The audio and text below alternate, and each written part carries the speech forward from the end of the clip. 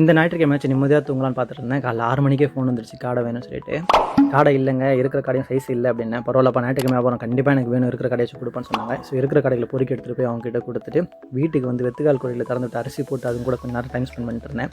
தம்பி ஃபோன் பண்ணாவில், அண்ணா நீங்கள் கொடுத்த வெத்துக்கால் பட்டையை வச்சுக்க முடியலண்ணா, நீங்கள் கொஞ்சம் வச்சுக்க முடியுமாண்ணா, இது நம்ம வீட்லேயும் தண்ணி இருக்கடா, நம்மளாலையும் வச்சுக்க முடியாது, சரி எடுத்துட்டு வா, நம்ம ஒரு இடத்துல போய் விட்டுட்டு வரலாம் அப்படின்னு சொல்லிட்டு 2 பேரும் பைக் எடுத்து கிளம்பிட்டோம். போகும்போது நிறையா இந்த வெத்துக்கால் கோழி பற்றியும் காடை பற்றி நிறைய பேசிக்கிட்டே போயிட்டு இருந்தோம்.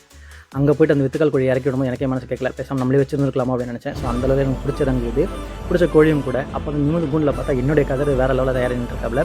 இது சின்ன பட்டாவாக இருக்கும்போது அவர்கிட்ட கொடுத்தேன். அவர் டக்குனு தீர்த்து சூப்பராக அந்த கலருக்கு தயார் பண்ணி வச்சுருந்தாரு. பட் ஜதா கிடைக்கல. சேவல் எப்படி இருக்குது அப்படிங்கிறத நீங்களே பார்த்து சொல்லுங்கள். அதை பார்த்து முடிச்சதும் மற்ற கூண்டில் இருக்க பெட்டை கோழிகளை அவர்கிட்ட தம்பிகிட்ட காமிச்சிட்டு இருந்தேன். இது எல்லாமே நல்ல பெட்டையில் என்ன அப்படின்னு சொல்லி எக்ஸ்பிளைன் பண்ணிட்டு இருந்தேன். அதுக்கப்புறம் அங்கே இருக்க அவருடைய கூண்டில் இருக்கக்கூடிய ஒவ்வொரு சேவலையும் அவருக்கு எக்ஸ்பிளைன் பண்ணிட்டு இருந்தேன். அதோட லைனேஜ் எப்படி களம் பறந்தது, அதோடைய வம்சாவழிகள் எப்படி, ஏன் இந்தளவுக்கு மெயின்டைன் பண்ணுறாங்க, எப்படி பராமரிக்கிறாங்க, இந்த மாதிரி எக்ஸ்பிளைன் பண்ணிவிட்டு அங்கேருந்து நான் 2 பேரும் வீட்டுக்கு கிளம்பி வந்துட்டோம். தேங்க்யூ.